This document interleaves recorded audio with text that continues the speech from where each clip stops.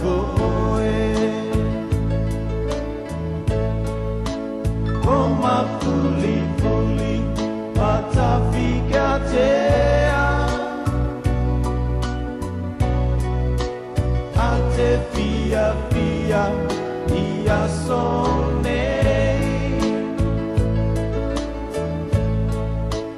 Talu mai te aso ko foki e koe Kia ia e whakapuline Ia koe ia so e uke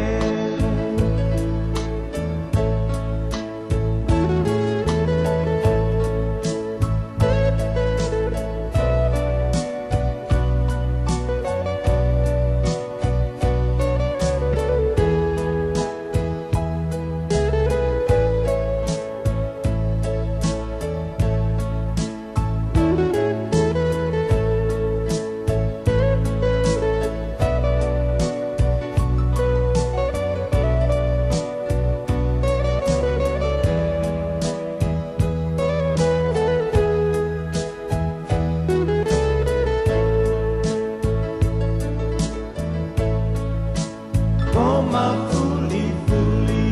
patafika tea Ate fia ia sone Talu mai te aso ko foki e koe Kia ia e whakapuline Ia koe ia so e uke Whakamole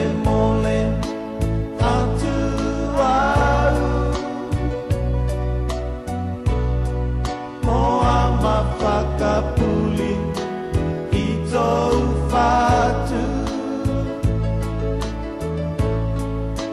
Toku alofa Whakaasi mo koe Ia so e uke